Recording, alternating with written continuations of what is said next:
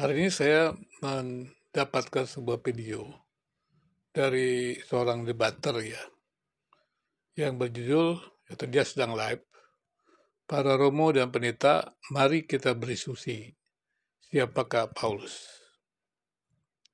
Saya tidak paham mengapa undangan itu diberikan para Romo dengan para pendeta. Sebagai seorang dosen, ya, ya boleh dikatakan saya adalah seorang pakar begitu.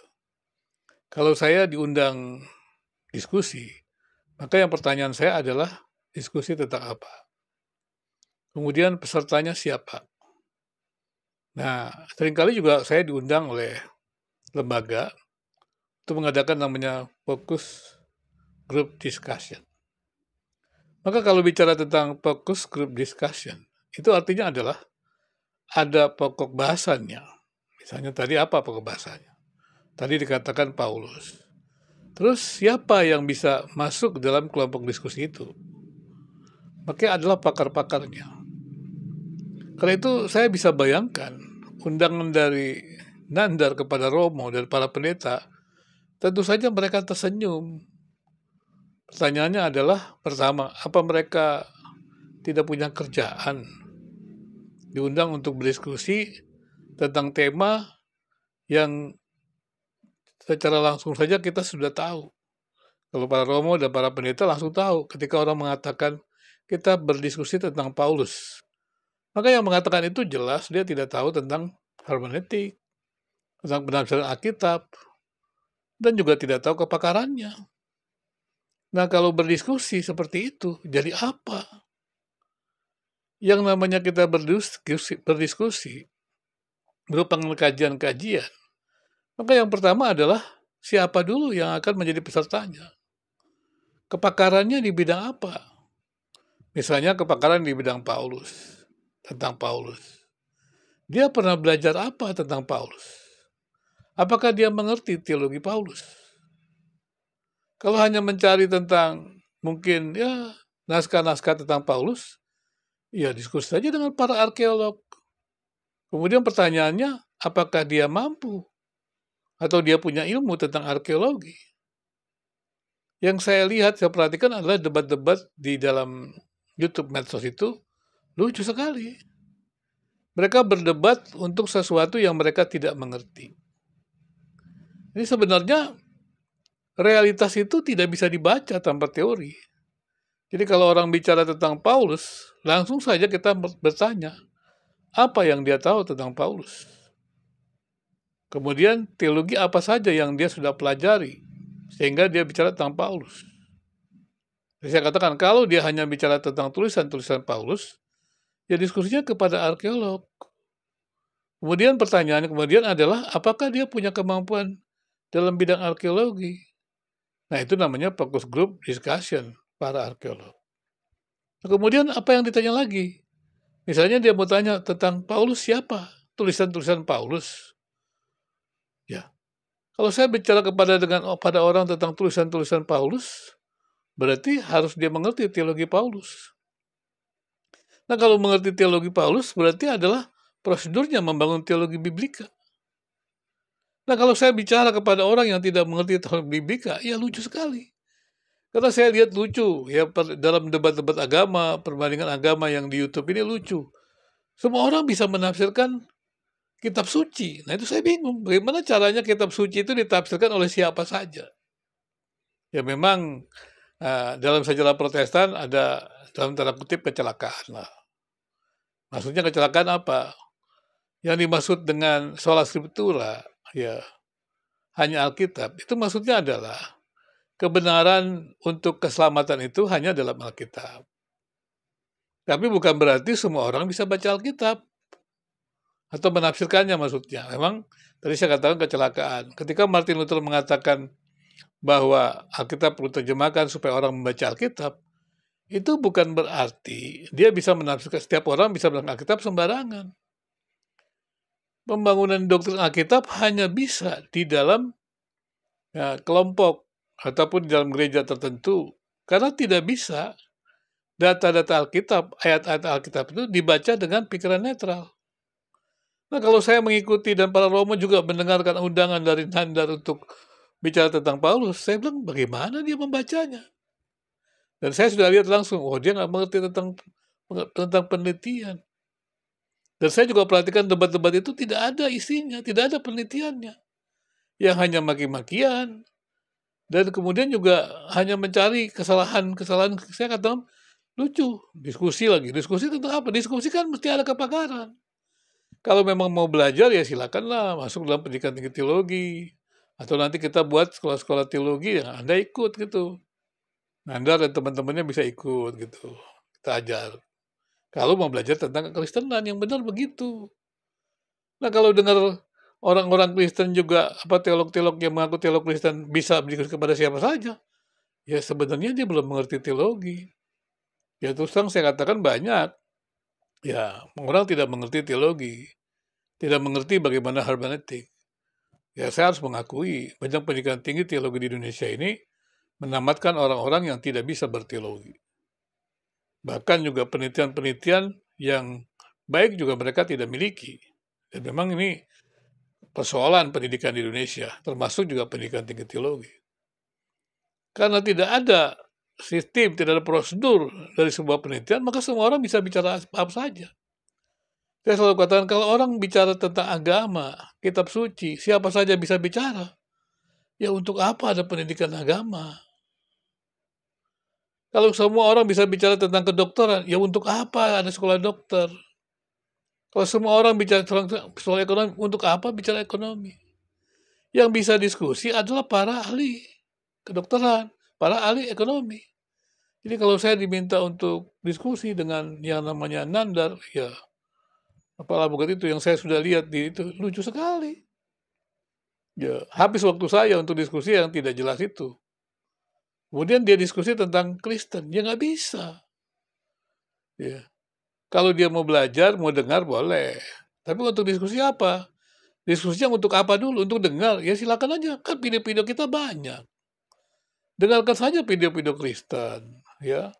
Nanti setelah video Kristen dengarkan, ya udah buat saja pertanyaan-pertanyaan, kan selesai. Ngapain sih untuk ajak diskusi-diskusi? Kasihanlah Romo dengan para pendeta itu habis waktunya untuk menanggapi ya tadi yang namanya katanya sih Nandar itu ya, yang mengajak para Romo, dia live gitu lagi. Jadi menurut saya ya itu tadi, ya terlalu banyak ya orang-orang di medsos ini memang ya mencari peluang-peluang tanpa ada sumbangan konstruktif ya. Dia pikir menjadi pakar tanpa kepakaran. Karena itu saya pernah membuat di video juga, saya mengatakan para debater itu, apologet itu mestinya pemerintah itu, Kementerian Agama memberikan sertifikasi. Kalau tidak akan terjadi debater itu, apologetika yang berbicara sembarangan. Sehingga mereka terperangkap kepada penistaan agama. Dan terus seperti itu. Hanya gara-gara mengejar recehan. Mengejar uang begitu loh. Ya kita-kita yang tidak mengejar uang dari YouTube kan lucu juga, harus mengikuti undangan-undangan seperti itu. Ya. Apalagi kita diundang kan dibayar juga. Terus kita ikut diskusi seperti itu menghabiskan waktu saja. Kalau kami di sini ya memang membagikan di videonya. Tapi kalau kemudian ada orang lain yang mengajak kita, pertanyaan untuk apa gitu loh. Ya. Ya kalau tadi saya katakan kalau diskusi ya sudah harus ada kepakarannya. Ada juga mengundang saya diskusi dengan YP. YP itu siapa? Ya, seperti itu. Jadi itu juga mesti harus hati-hati juga. Ya. Karena saya selalu katakan juga tidak bisa kita sembarangan berdiskusi seperti itu. Jadi ya sekali lagi ya bukan saya tidak mau masuk diskusi kepada apologet karena saya tidak terima ya tentang debat-debat itu. Bagaimana caranya debat agama diperdebatkan, yang transenden diperdebatkan itu saya nggak paham. Apalagi kemudian juga yang mengajak berdebatnya tidak punya kemampuan penelitian. Karena itu saya katakan ya pemerintah harus juga melakukan bersih-bersih pendidikan agama. Karena agama kerap dijadikan alat untuk kepentingan ekonomi, bahkan juga politik. Nah, di YouTube ini banyak orang-orang yang menggunakan agama untuk kepentingan ekonomi dan politik. Kenapa? Karena kalau bicara agama di YouTube itu rame. Nah, saya mendengar kata di videonya itu forbidden question ya, yang Humaira itu. Dia jelaskan juga kalau dia bicara tentang agama rame. Nah, jadi konten-konten kreator itu senang menyentuh agama begitu, seperti itu. Saya juga udah coba juga memberikan segala macam hal yang penelitian yang berat-berat, ya orang nggak tertarik memang. Karena memang ya inginnya yang kontroversial segala macam, kalau tidak nyebar-nyebar hoax, seperti itu. Nah, ini kan berbahaya untuk masyarakat ya, media sosial itu. Jadi ya kita berharap ya nanti Kementerian Agama uh, mengeluarkan bukan hanya sertifikasi pengkhotbah, tapi sertifikasi para debater, para apologet yang berada di medsos-medsos itu supaya mereka tidak menyasar penodaan agama dan penistaan agama.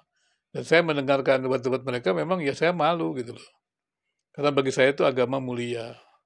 Agama itu menghormati yang maha kuasa Tuhan dan menghormati sesama. Nah kalau agama itu dipakai memaki, apalagi kata-kata kotor, saya bilang di mana kemuliaan agama itu? Di mana kemuliaan manusia itu? Kan kita beragama untuk memuliakan Tuhan dan untuk sesama. Bukan untuk kepentingan individu, kemudian melampiaskan nafsu kejahatan. Nah itu bukan agama namanya. Itu kejahatan. Jadi sekali lagi kalau ada yang menanyakan kenapa saya tidak suka diskusi. Ya siapa dulu yang diajak diskusi? Ya, saya diajak show oleh YP segala macam gitu. Masa saya diajak diskusi oleh YP? Jangan dong gitu kan. Ya. Atau yang lain lagi juga. Ya janganlah menghabiskan waktu saya untuk seperti itu. Apalagi dengan saya kan di YouTube ini kan kalau ada waktu luang sih bukan. Ya dalam ini kan saya ambil dalam waktu-waktu luang. Seperti itu. Dan memang awalnya memang hanya untuk menaruh kuliah-kuliah saya di sini. Kemudian seminar-seminar saya gitu. Nah, seperti itu. Dan kemudian ya mulai saya menanggapi seperti ini kan karena memang tidak ada keinginan sebenarnya. Tiba-tiba ada yang menyerang saya terus. Jadi sebenarnya YouTube saya ini menjadi lumayan dilihat orang karena saya diserang terus. Tapi kan saya hanya menjawab, mengklarifikasi. Ya, untuk apa saya serang menyerang? Kejahatan tidak boleh dibalas dengan kejahatan. Kalau ada orang buat jahat, ya dibawa aja ke hukum. Ya dibawa aja ke pengadilan, ke kepolisian, untuk bisa dikembalikan kepada yang baik. Ngapain kita juga balas jahat dibalas jahat? Akan menimbulkan kejahatan yang lebih parah. Lebih baik bawa saja, diadukan aja ke pengadilan, kepolisian. Selesai untuk mengembalikannya. Kalau mereka tidak bisa berada di publik dengan damai, ya dimasukkan lembaga masyarakatan supaya dia bisa berkontribusi di publik. Seperti itu ya. Dan ini mesti diperhatikan juga. Menurut saya pemerintah perlu memperhatikan dunia medsos ini. Dan saya juga sudah melihat teman-teman dari banyak lembaga-lembaga agama yang memang serius ya. Saya sudah lihat ya, itu muncul di YouTube ini. Saya juga lihat dari kalangan muslim juga ada teman-teman dari ASAP ya. Lembaga Studi Agama dan Filsafat jadi sudah muncul. Budi Munawar dan segala macam saya sudah lihat dan saya senang ya. Saya juga tadinya resah dengan banyak diskusi-diskusi agama yang menurut saya tidak bermutu gitu. Tapi dengan kehadiran para akademisi, para peneliti, ya saya menjadi senang. Tapi sekali lagi untuk teman-teman yang ada di grup saya gitu ya, di ruang chat saya, memang saya tidak berminat untuk diskusi-diskusi seperti itu. Karena ya terus terang lah, kan saya punya pekerjaan cukup banyak. Dan kemudian juga, ya kalau namanya grup discussion itu, kualifikasinya mesti memadai. Ya paling tidak ya diserahkanlah portofolionya, ya CV-nya dulu, supaya saya baca gitu. Kalau CV-nya saya belum baca, ya gimana? Saya kalau diminta kemana-mana kan diminta CV. Kalau CV-nya tidak jelas, ya nggak mau saya. Jadi kalau Nandar ngundang Romo dengan pendeta diskusi tentang Paulus, pertanyaannya, pengalaman apa yang dia pelajari tentang Paulus? Ya, kalau dia bicara tentang Kristen, siapa yang mengajar dia tentang Kristen? Tahu apa dia tentang Paulus? Nah itu dia. Kalau dia memang mau uji tentang tahunnya Paulus, ya cari aja para arkeolog biar dia tahu. Tapi punya nggak dia CV tentang kemampuan arkeologi? Seperti itu. Jadi, ya saya tidak akan menanggapi ya, karena sekali lagi ya terus teranglah, kalau untuk waktu-waktu seperti itu saya kan juga terbatas gitu ya. Saya masih mengajar juga, banyak kegiatan lainnya. Jadi kalau untuk sekedar diskusi ya nggak terlalu menarik lah ya. Ya ikuti aja deh video-video saya gitu. Ya kalau tidak mau dengar juga nggak apa-apa, di-skip saja. Saya kan memang ingin mengisi ruang publik dengan sesuatu yang baik, rukun beragama, itu yang saya promosikan. Dialog agama, bukan saling mengalahkan. Apalagi diskusi saling mengalahkan, itu saya nggak ngerti diskusi seperti itu. Ya, diskusi ya tidak ada keputusan, bukan saling serang menyerang. Ya, namanya juga diskusi, memperluas wawasan. Kalau debat cari kelemahan, ya untuk apa agama cari kelemahan? Agama kan dari Tuhan. Ngapain cari kelemahan? Itu kan nggak jelas. Nah kalau saya juga ikut diskusi seperti begitu, ya buang-buang waktu dong. Di mana kepakaran saya? Masa kan kepakaran saya buang hanya saya berdiskusi dengan hal-hal yang tidak jelas. Ya, seperti itu ya. Demikian ya penjelasan saya kepada teman-teman yang ngajak saya berdiskusi. Demikian juga apa namanya diskusi-diskusi undangan dari Nandar itu, mungkin yang lain gitu. Saya mengontari Doditan segala macam kan karena dia sudah mengatakan seperti itu. Ya segala macam saya hanya memberikan komentar-komentar. Ya kalau memang berguna video saya silakan didengarkan. Kalau enggak ya di-skip saja. Nggak ada persoalan ya. Untuk video saya mau rame nggak rame kan nggak ada persoalan. Ya kalau rame ya syukur. Saya bisa menjadi berkat bagi banyak orang. Tidak rame ya nggak apa-apa juga. Dan pekerjaan saya banyak. Jadi Anda mendengarkan video saya silakan. Kan saya punya hak dong. Tidak mau dengarkan ya skip saja. Terima kasih.